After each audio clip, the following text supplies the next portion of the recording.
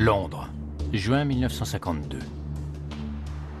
Une femme de 37 ans retourne dans son hôtel après une soirée passée entre amis. L'ambiance est morne, mais son cœur palpite. Elle est sur le point de rejoindre l'homme de sa vie en Europe. Elle passe devant la réception. Quelques minutes plus tard, elle est morte.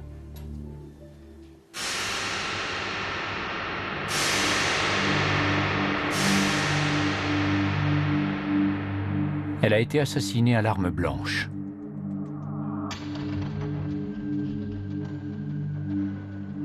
Cette femme s'appelle Christine Granville. C'est la meilleure espionne que la Grande-Bretagne ait jamais eue.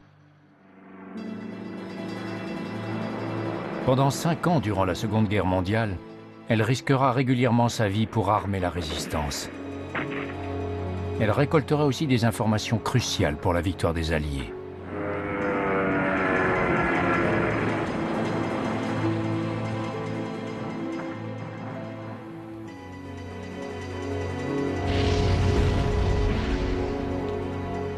Jolie, charismatique et d'une grande intelligence, elle aurait inspiré le personnage de Vesper Lynd dans James Bond. Son audace et son culot sans pareil en ont fait une espionne remarquable. Mais son tempérament est aussi à l'origine de son assassinat dans un hôtel bas de gamme.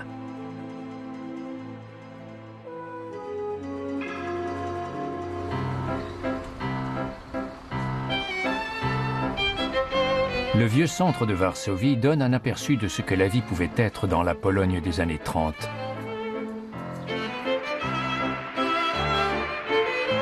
La cité est alors la capitale d'un pays qui est seulement indépendant depuis la fin de la Première Guerre mondiale.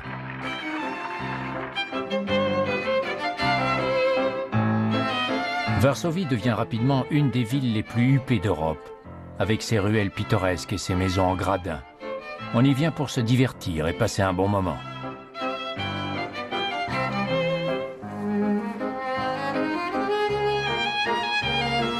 En dépit des violences de la guerre et du régime communiste, la ville a réussi à préserver une partie de son charme.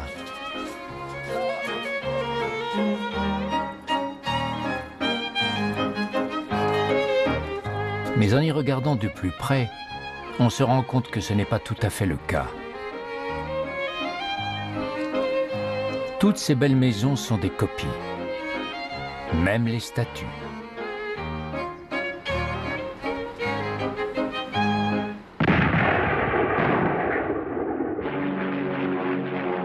Il y a 60 ans, cette cité somptueuse a été rayée de la carte par les bombardements nazis.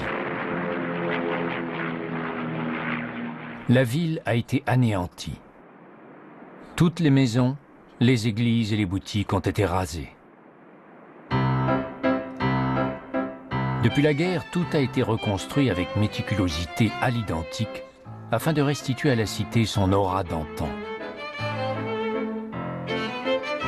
En 1980, Varsovie a été inscrite par l'UNESCO sur la liste du patrimoine mondial.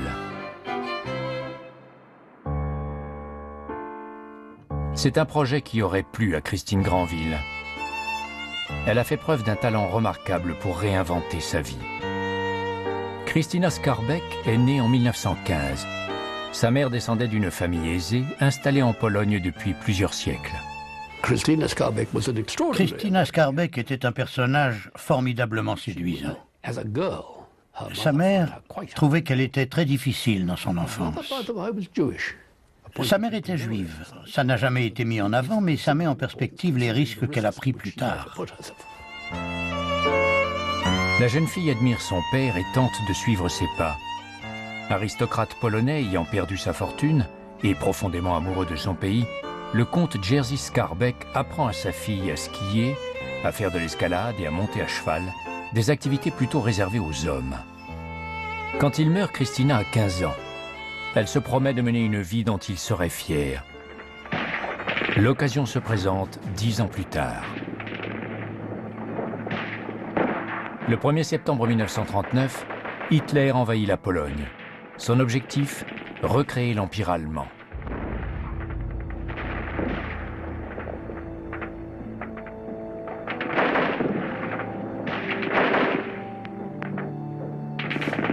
Malgré une résistance héroïque, l'armée polonaise ne peut pas grand-chose contre la force de frappe des divisions blindées allemandes. Plus de 60 000 soldats polonais sont tués. 400 000 sont faits prisonniers. Le sort de la Pologne est scellé 2 semaines plus tard, lorsque le nord du pays est envahi par les troupes russes. La Pologne est divisée entre l'ogre allemand et l'ogre russe. La Pologne a disparu. Les Allemands ont fait en sorte d'éliminer tous les intellectuels, les médecins, les avocats, etc. Ils ont transféré tous les responsables intellectuels dans des camps de concentration où ils étaient réduits à l'état de servitude en étant exploités pour faire des travaux d'agriculture ou autres. Les Polonais qui sont haut placés ou de bonne famille comme Christine s'empressent de quitter le pays comme la plupart des intellectuels des pays de l'Est. Ils gagnent d'abord la France, puis l'Angleterre. Mais en arrivant en Angleterre à l'automne 1939, ils découvrent un pays bien pessimiste. L'Angleterre a déclaré la guerre à l'Allemagne. Le pays se prépare aux coupures d'électricité, aux bombardements intensifs de la Blitzkrieg et à la guerre.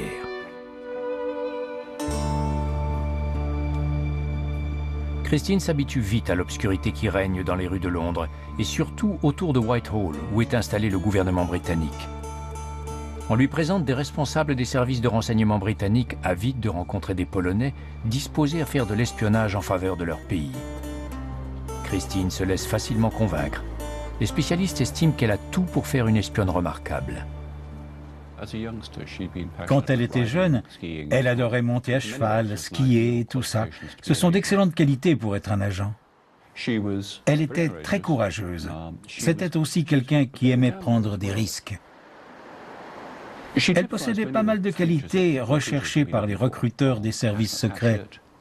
C'était une vraie patriote, elle parlait plusieurs langues, elle était capable de travailler de façon indépendante, elle était très performante physiquement et elle était capable de survivre dans des conditions assez sinistres.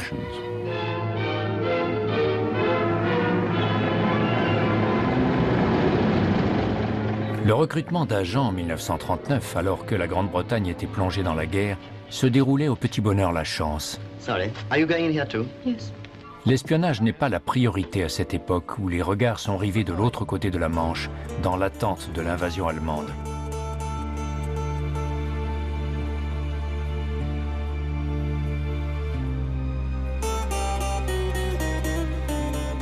Mais toute personne souhaitant saboter l'effort de guerre nazi et qui a un peu d'espoir d'y parvenir est encouragée officiellement ou de façon détournée.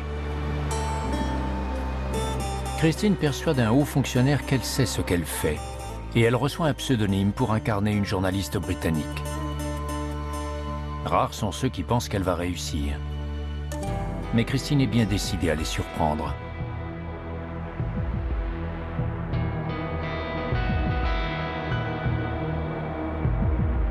Elle décide de faire entrer clandestinement en Pologne des tracts pour remonter le moral à la résistance locale. Les routes directes vers la Pologne sont bloquées par les Allemands, hormis celles qui franchissent la chaîne des Tatras, un obstacle qui semble tellement infranchissable que les Allemands ne prennent pas la peine de le surveiller. Christine choisit donc de passer par là. Elle était tellement motivée. Elle a tout organisé elle-même. Elle a tout fait seule. Aucun service secret n'avait jamais entendu parler d'elle. Les services secrets polonais ont prétendu que cet exploit était impossible sans la complicité des autorités allemandes sur place, ce qui était totalement faux. Eux-mêmes n'avaient jamais été de grands sportifs. Voilà la clé de son succès. Christine est une sportive de haut niveau. Elle a tellement skié dans sa jeunesse que les montagnes font partie de sa nature. En réussissant à entrer en Pologne, elle signe le début de sa carrière d'espionne. Il fallait être très courageux pour retourner en Pologne en 1940. Elle était connue à Varsovie et les Allemands étaient intraitables envers toute forme de résistance. Elle a été très courageuse. d'autant qu'elle ignorait qui était encore en vie, quelle personne était fiable, et si elle ne courait pas le risque d'être identifiée par des personnes passées chez l'ennemi. En réalité, elle sautait dans l'inconnu, ce qui était très courageux. Durant son séjour de 5 semaines à Varsovie, Christine risque sa vie à la moindre sortie. Les Allemands sont partout. Varsovie grouille d'agents de la Gestapo. Christine ne doit pas uniquement se méfier de l'ennemi. La Pologne qu'elle a connue n'existe plus. Le pays est un nid d'espions et d'agents doubles. Même ceux qui étaient ses amis peuvent se révéler des traîtres. En février 1940, alors qu'elle est installée dans un café de Varsovie, peu avant son retour en Hongrie, une vieille connaissance la reconnaît et s'étonne de la voir dans la ville.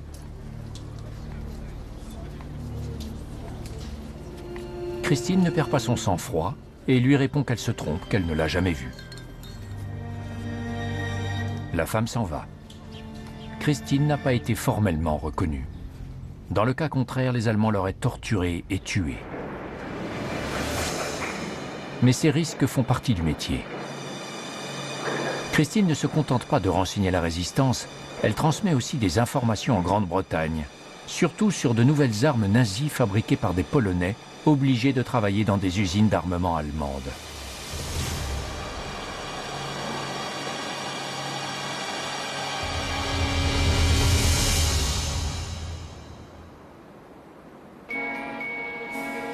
On lui confie ensuite une information capitale à transmettre aux Britanniques. Il s'agit d'un microfilm photographié par des Polonais et qui révèle l'accumulation massive de chars et de troupes allemandes le long de la frontière russe. C'est la preuve que l'Allemagne s'apprête à attaquer la Russie à travers l'opération Barbarossa, qui deviendra le conflit le plus sanglant et le plus influent de la Seconde Guerre mondiale. À l'aube, près de 200 divisions de l'Axe, soit 2 millions de soldats, s'élancent sur un front de 2000 km depuis la mer Blanche jusqu'à la mer Noire. Leur objectif, anéantir l'armée rouge. L'information que Christine fait passer clandestinement aux Alliés donne à ces derniers une idée des plans nazis. Ce microfilm seul rentabilise déjà son séjour en Pologne. Elle fait 6 fois l'aller-retour. Les barrages sont omniprésents. Ceux qui n'ont pas de papiers en règle sont arrêtés.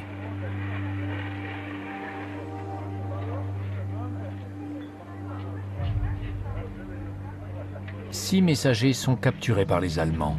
Ils mourront dans les chambres à gaz. Christine fait mieux que survivre, elle s'épanouit. C'est une des périodes les plus heureuses de sa vie. Elle passe les années qui suivent à Budapest, qui devient sa base arrière. En 1940, la Hongrie est toujours neutre. La ville accueille des milliers de Polonais qui peuvent vivre sans se cacher, même ceux qui militent dans des groupes anti-allemands. C'est une époque folle, dangereuse et palpitante. Pour Christine, le danger est un stimulant. Elle vit la moindre relation avec une grande intensité. En quelques minutes, elle se fait des amis. Christine Granville avait beaucoup d'admirateurs. Elle était très belle. Elle avait la beauté d'une star de cinéma. Elle était extrêmement séduisante. Tous ceux qui la rencontraient souhaitaient la revoir. Tous les hommes craquaient pour elle. Dès l'adolescence, Christine préférait la compagnie des hommes à celle des femmes. Durant son séjour à Budapest, elle se marie 2 fois. Elle est capable de sortir avec tout homme qui s'entiche d'elle. Elle collectionne les jeunes qui sont prêts à tout pour elle. Un de ces hommes est différent. Il est un peu plus âgé et charismatique. Andrzej Kowerski est un patriote polonais et ancien officier de l'armée polonaise qui a perdu une jambe dans un accident de chasse. On le surnommait Kennedy. Il est tombé passionnément amoureux d'elle à Budapest. Au début, elle refusait ses avances.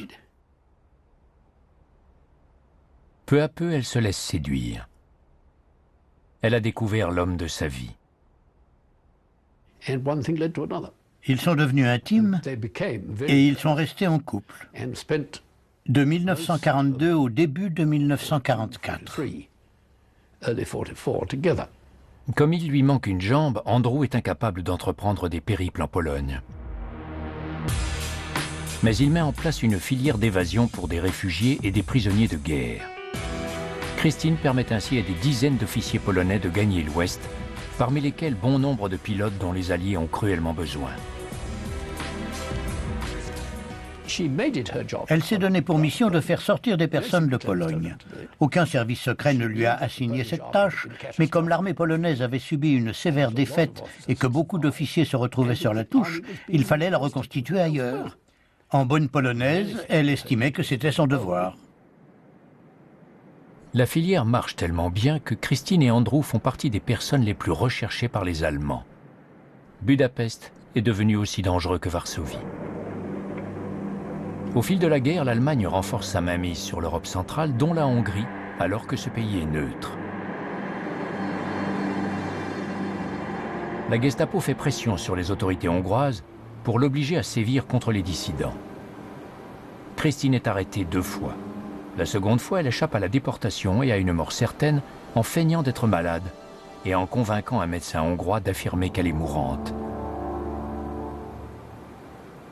La Gestapo se voit offrir une nouvelle chance de l'arrêter.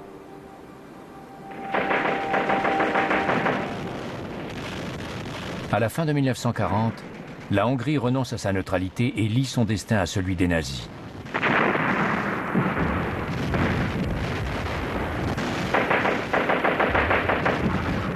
Les dissidents comme Andrew et Christine deviennent des proies. Ils doivent partir. Avec l'aide de l'ambassadeur britannique, le couple s'échappe dans une petite automobile et effectue un périlleux voyage vers le sud et le Moyen-Orient pour atteindre le Caire. La capitale égyptienne accueille des garnisons britanniques. Le front est à des centaines de kilomètres. Le Caire est un havre de paix et de détente.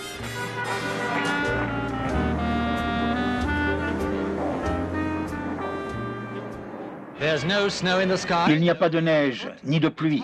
Il fait très chaud, comme au cœur de l'été en Angleterre. Mais nos hommes stationnés ici fêtent Noël comme il se doit. La plupart achètent un souvenir pour leur famille.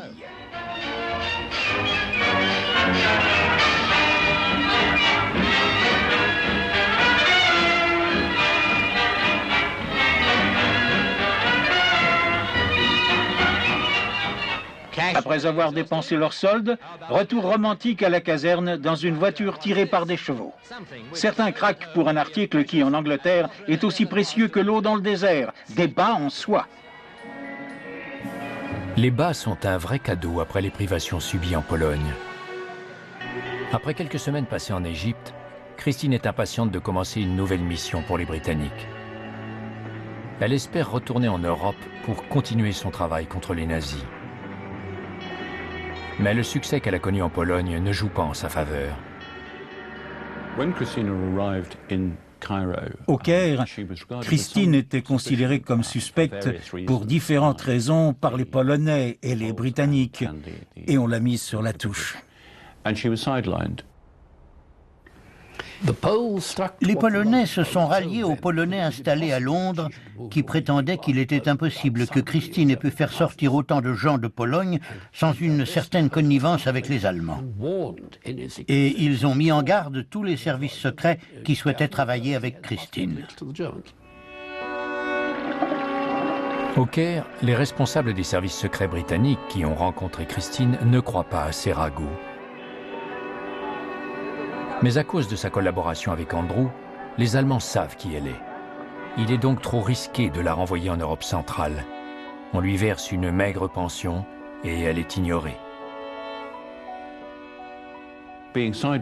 Christine a dû déprimer en se sentant mise sur la touche au Caire. C'était une femme qui avait besoin d'adrénaline. C'était une patriote dans l'âme. Le fait d'être loin de la guerre a dû être un moment très déprimant pour elle. Ça a dû la détruire quelque part. Un vrai calvaire pour Christine, qui est condamnée durant 2 ans à l'inactivité. Le Caire est alors une ville agréable. Mais le glamour ne comble pas le vide que ressent Christine de ne pouvoir aider son pays. Elle va être sauvée de l'inaction d'une façon inattendue. En juillet 1940, alors qu'il contemple les ruines de l'Europe occupée, le Premier ministre britannique Winston Churchill décide d'innover pour harceler les troupes allemandes derrière ses propres lignes.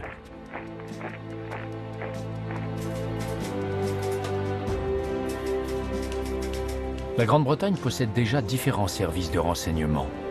Churchill en crée un nouveau chargé des sabotages, des assassinats, de la sale besogne. Le SOE, la Direction des opérations spéciales.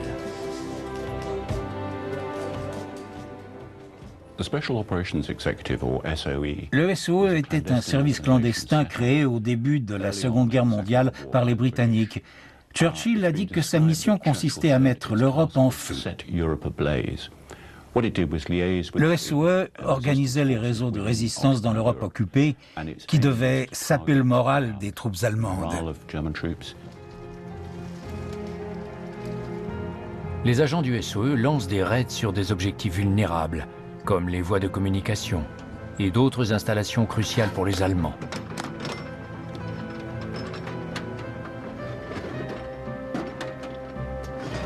La tâche du SOE est de coordonner ces attaques en fournissant des munitions et en unifiant les actions de différents groupes de résistance dont certains se détestent plus qu'ils ne détestent l'ennemi.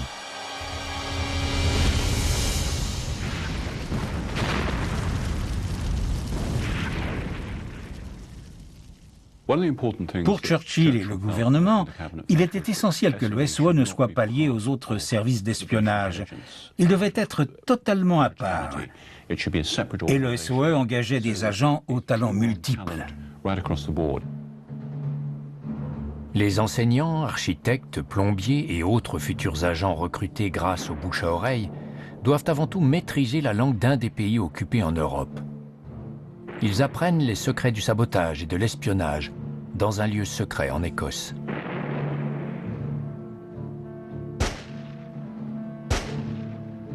Ils apprennent à faire usage d'un pistolet, pas en suivant les principes militaires, mais selon une technique adoptée par la police à Shanghai. Ne pas viser, mais tirer dans le tas, encore et encore. La vie dépend souvent de la façon d'éliminer une sentinelle. Il faut la surprendre par derrière. Ensuite, en l'étouffant, il faut la traîner en arrière avant d'effectuer une strangulation. Cet ennemi a eu son compte. Tous les agents du SOE reçoivent une pilule de cyanure, au cas où. Ils nous ont parlé, presque en s'excusant, d'une pilule mortelle. Une pilule pour se suicider en tout dernier recours. Le premier agent du SOE est parachuté en France en 1941. À la fin de la guerre, le SOE aura fait appel à plus de 13 000 agents. 3 000 d'entre eux sont des femmes. Certaines font du secrétariat, d'autres travaillent à la planification et à la stratégie. Une poignée d'entre elles se voient confier des missions secrètes et d'espionnage. Au début de 1944, le SOE est confronté à un problème. En prévision du débarquement en France, il est chargé de harceler l'ennemi pour qu'il n'amasse pas des troupes en Normandie. Mais le SOE manque de temps pour former de nouveaux agents. Les agents formateurs ont été envoyés en mission. Le SOE ne disposait plus d'agents pouvant être parachutés en France et capables d'agir en toute indépendance. Or, un agent chevronné parlant couramment plusieurs langues et ayant le courage d'opérer en territoire ennemi s'ennuie ferme dans la paisible ville du Caire.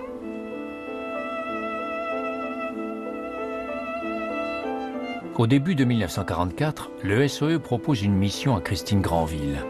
Pas en Pologne, mais dans un coin perdu du Vercors, dans le sud de la France.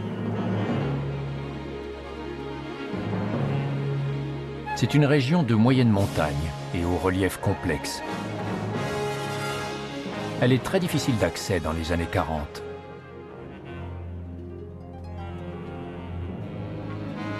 Les Allemands s'y aventurent très rarement. Le Vercors devient ainsi la forteresse de la résistance française. La forêt dense, les grottes et les sentiers n'ont plus de secret pour les résistants.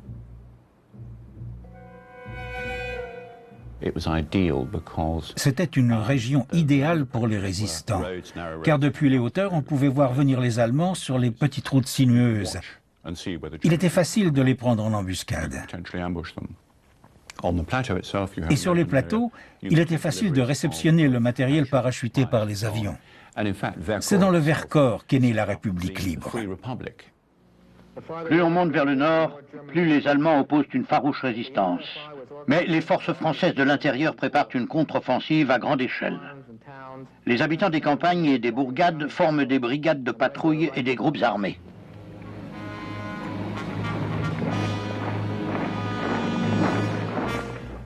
C'était très excitant. Les Français s'étaient libérés eux-mêmes, en quelque sorte. Au cœur de cette libération, il y a un Anglais. Francis Commerz est alors un des agents du SOE les plus efficaces opérant en France. Né à Londres en 1916, fils d'un Belge, Commerz était un pacifiste jusqu'à la mort de son frère. Il se porte alors volontaire. Intelligent et parlant couramment le français, il est engagé par le SOE. Pourtant, sa taille n'en fait pas un candidat idéal pour jouer l'espion. Il mesure 1,93 m. Le SOE est confronté à un grave problème dans le sud de la France. Un grand nombre de ses agents ont été trahis par des collabos et torturés par les nazis. Des réseaux entiers de résistance sont démantelés par l'ennemi. Le SOE doit réagir. Nous pensons que tout le réseau de la résistance s'est effondré. Nous devons envoyer un nouvel agent pour réorganiser la résistance et reprendre en main cette région. Le SOE choisit Francis Commerz. Parachuté dans le sud de la France, à l'automne 1942, Commerz se rend rapidement compte qu'il est bien trop dangereux de se fier aux anciens contacts. Il doit partir de zéro et bâtir un réseau sur lequel il peut compter les yeux fermés. Il suivait une excellente règle en tant que chef des réseaux. Il ne dormait jamais 2 nuits de suite au même endroit. Il se déplaçait en permanence. Et surtout, il ne disait à personne où il allait passer la nuit. Il dirigeait 2 réseaux en parallèle. Un réseau actif et un réseau de logement. Ce dernier était constitué de maisons sûres où il savait qu'il pouvait dormir sans que personne ne sache où il était. Pour ce qui est de la sécurité, c'est une règle admirable. Je ne connais pas d'autre agent qui ait suivi cette règle. C'était un excellent système. Il se déplace en utilisant les transports publics ou le vélo, sous les traits d'un enseignant à la retraite et malade. En 2006, quelques années avant sa mort, il a accordé une interview. Je suis descendu du train à la gare d'Avignon. Les Allemands faisaient un contrôle. Ils ont mis du temps à vérifier mes papiers. Je me suis mis à tout sauter et je me suis mordu la lèvre. Du sang a coulé sur le quai. On m'a rapidement rendu mes papiers et on m'a fait déguerpir. Je n'ai pas eu besoin de dire que j'avais la tuberculose, rien de tout ça.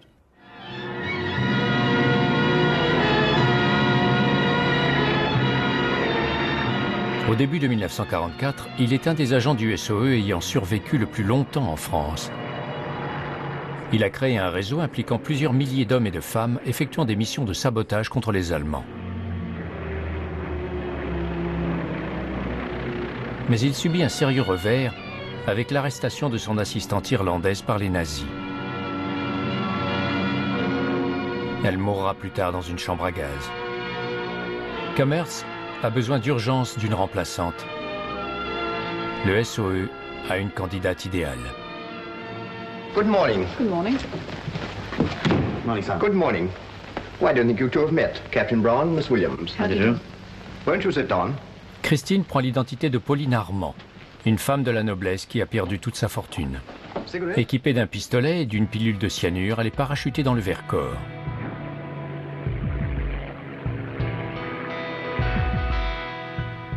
Difficile aujourd'hui d'évaluer les risques pris par les agents comme Christine.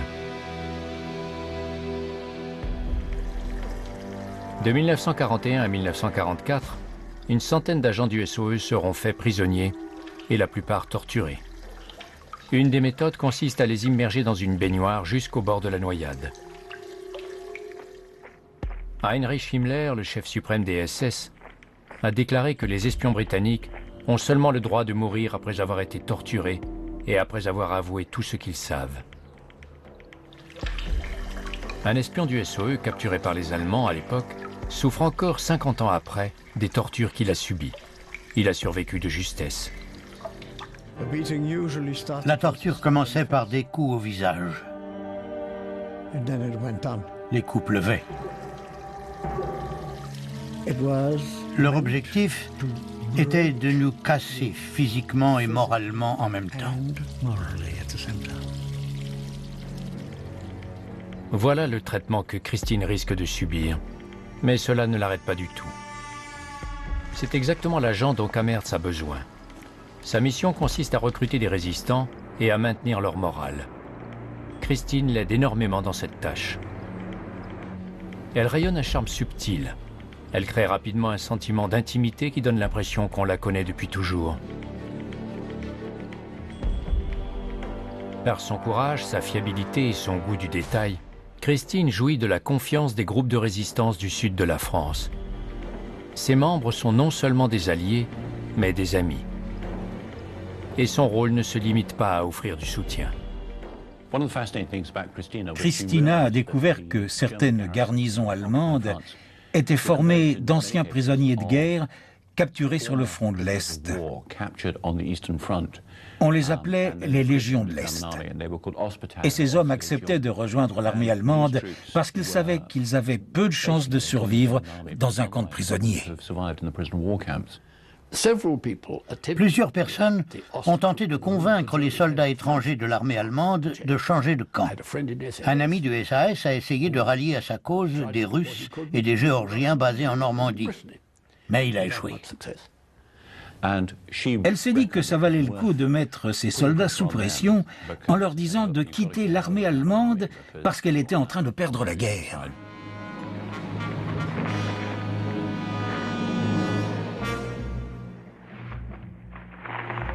Christine entre en contact avec un grand nombre de soldats des Légions de l'Est et réussit à en convaincre des centaines à rejoindre la résistance française. Dans un village, elle provoque la défection de toute une garnison de Polonais qui rejoignent le maquis avec leurs armes, leurs munitions et des prisonniers allemands.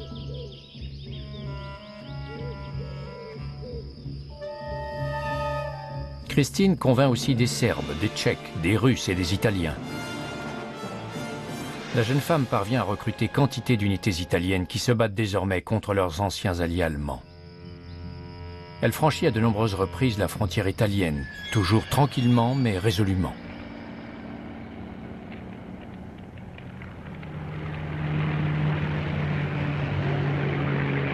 Et elle rend aussi d'autres services.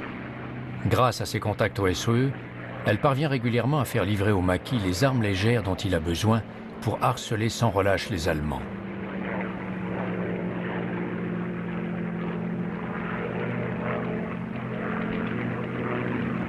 Malgré ses requêtes, elle n'obtiendra aucune arme lourde.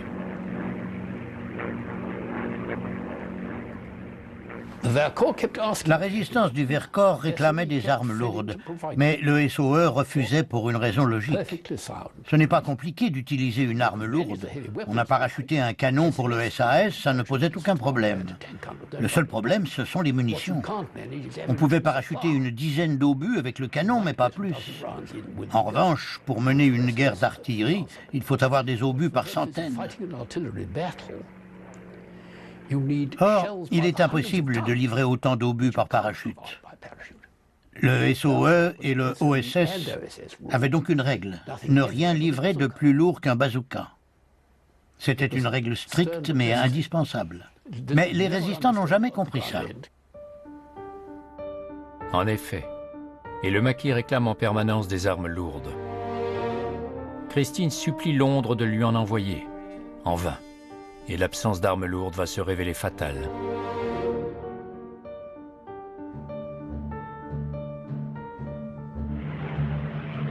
Le 6 juin 1944, le débarquement tant attendu des Alliés commence.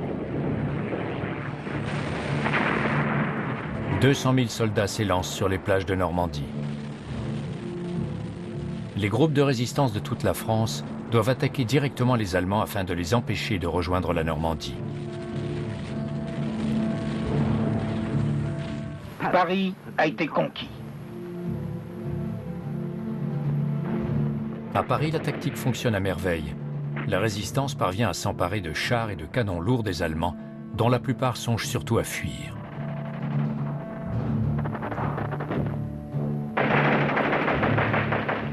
L'ère des victoires allemandes semble révolue.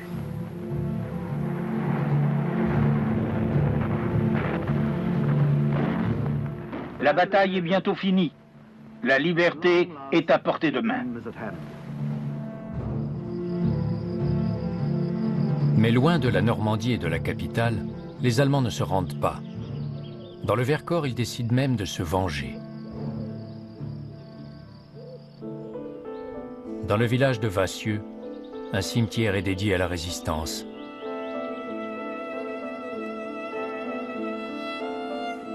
Des dizaines de jeunes y sont enterrés. Beaucoup ont été tués le 21 juillet 1944. Une journée funeste. Un des derniers actes de barbarie perpétrés en France par les nazis.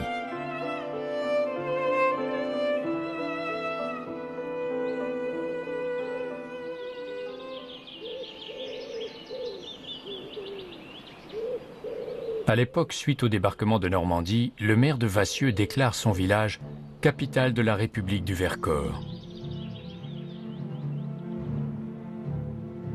Pendant quelques jours, le Vercors semble suivre Paris dans la nouvelle France libre.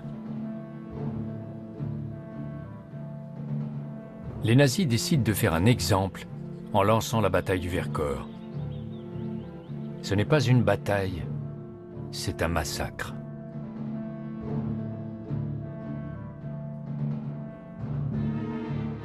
Les habitants du Vercors espèrent que les Alliés vont bientôt arriver en parachute. Mais ce sont les SS qui atterrissent.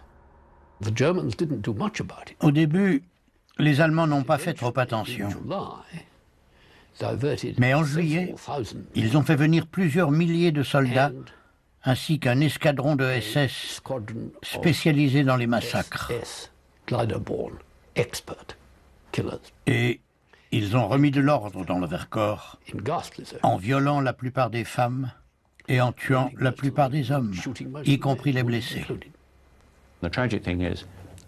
Le plus tragique, c'est qu'en voyant arriver des avions, les partisans ont cru que c'était les Alliés.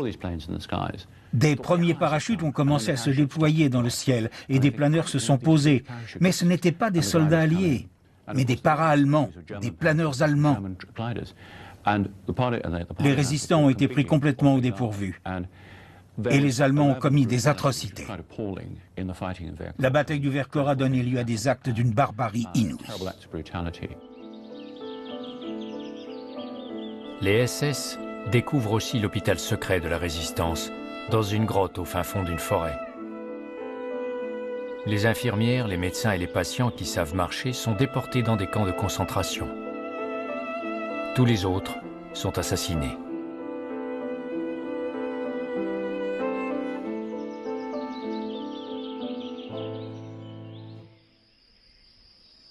Christine et Francis Kamertz assistent à la boucherie. Il est clair que la résistance ne recevra aucune aide. Le Vercors est perdu.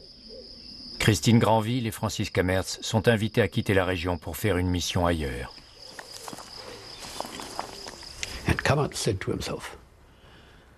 Kamertz s'est dit que cette bataille était importante, mais pas décisive. Qu'il avait des responsabilités plus importantes et qu'il devait donc fuir. Lui et Christine ont effectué une marche forcée de 72 heures pour quitter le Vercors. Et Francis a repris sa mission en prenant les commandes des forces de résistance à l'est du Rhône. Un peu plus tard, il a besoin de l'aide de Christine pour sauver sa vie.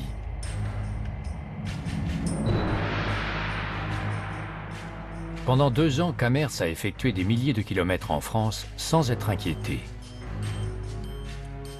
Bien que sa tête ait été mise à prix et qu'il ait été arrêté plusieurs fois, à chaque fois, il a été sauvé par son déguisement. Le 13 août 1944, 2 jours avant que les Alliés envahissent le sud de la France, alors qu'il voyage en compagnie de 2 agents britanniques, il est arrêté à un barrage. Il a été identifié par un policier vigilant. Ce policier s'est souvenu qu'il y avait un homme d'1,93 m qui était recherché.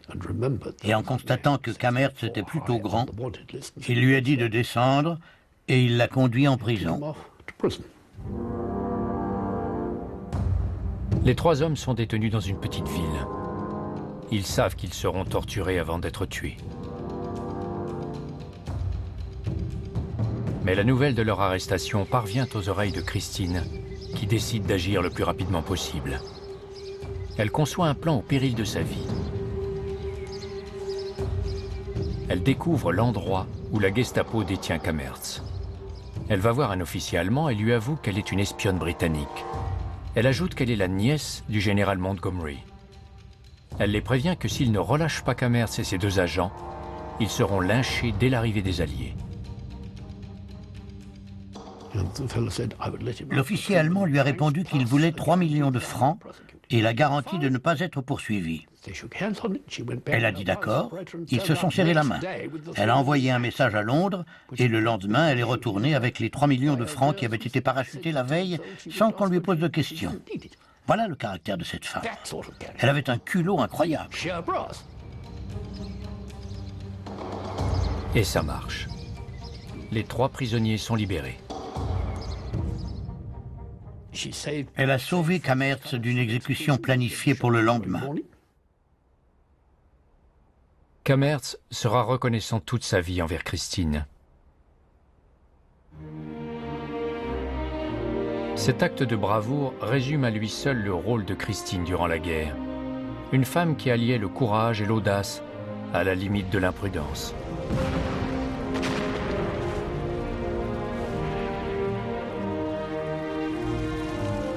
Dans 2 zones de guerre distinctes, la Pologne occupée et la France contrôlée par le régime de Vichy, Christine a risqué sa vie en travaillant comme espionne et saboteuse pour les Alliés. Contrairement à d'autres agents féminins du SOE, Christine n'a pas été capturée et elle n'a jamais compromis d'autres agents sur le terrain.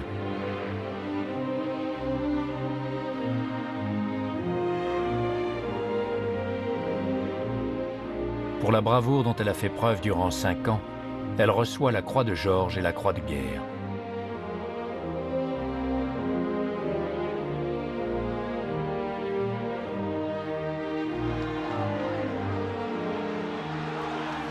À la fin de la guerre, comme beaucoup d'agents du SOE, Christine se retrouve à Londres qui célèbre la victoire.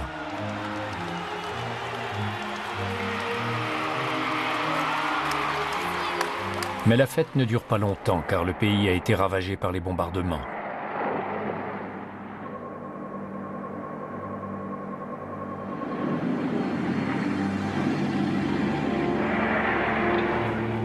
Après la fermeture du SOE, Christine se retrouve sans travail. Beaucoup d'agents ont connu ce sort. La plupart des employés du SOE étaient contents de retourner aux affaires, dans la politique, etc. La majorité des agents du SOE retrouvent l'activité qu'ils exerçaient avant la guerre. D'autres ont bien du mal à se faire à une vie rangée après avoir vécu les excitations et les angoisses d'une vie d'espion.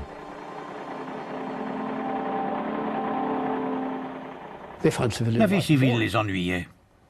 Elle était vraiment ennuyeuse comparée à ce qu'ils avaient vécu durant la guerre. Certains ne le supportent pas et sombrent dans l'alcoolisme.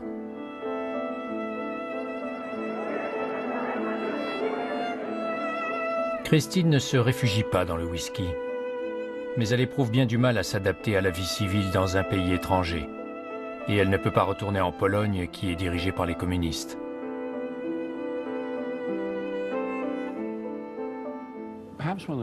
Une des choses les plus tristes que Christine ait vécues, c'est qu'après la guerre, le gouvernement britannique lui a dit « Merci beaucoup pour ce que vous avez fait ». Il lui a donné 1 mois de salaire et elle s'est retrouvée à la rue.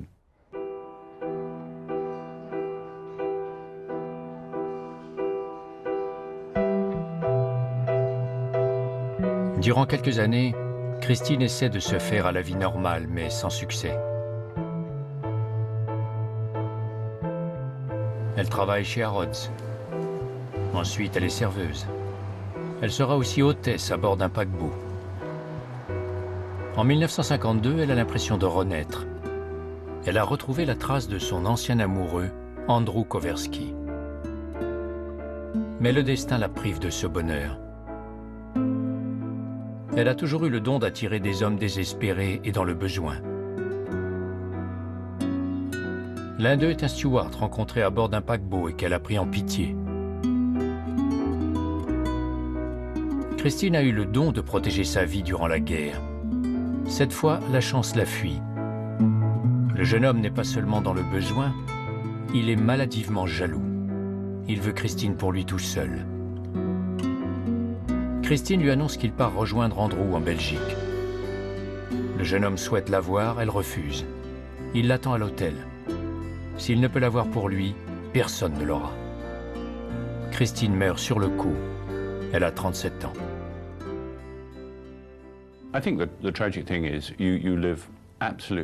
Quand on a vécu toujours sur le fil du rasoir à 20 ans, on ne s'attend pas du tout, 15 ans plus tard, au milieu de la trentaine, à rencontrer un fou cinglé qui va vous tuer. Le cimetière catholique de St. Mary's à Kensal Green, dans l'ouest de Londres.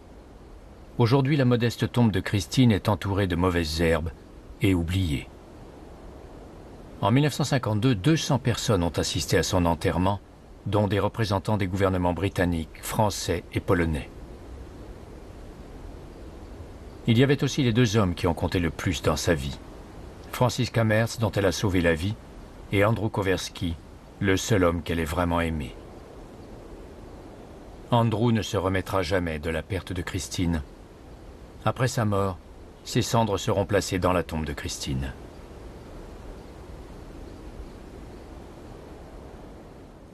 En tant qu'agent, Christine était au-dessus du lot. C'était une femme au courage fabuleux. Et je suis convaincu qu'à la fin de sa carrière d'espionne, le gouvernement britannique l'a traitée avec mépris. En 1945, tout le monde voulait oublier la guerre, reprendre une vie normale. On ne voulait pas prendre en charge les séquelles de la guerre. Aujourd'hui, on rend honneur à la mémoire de Christine. Elle a été un des agents féminins du SOE les plus héroïques et les plus efficaces. Elle a servi durant toute la guerre. Sa bravoure, son culot et son intelligence symbolisent les qualités les plus recherchées par le SOE. Elle était aussi l'espionne préférée de Winston Churchill.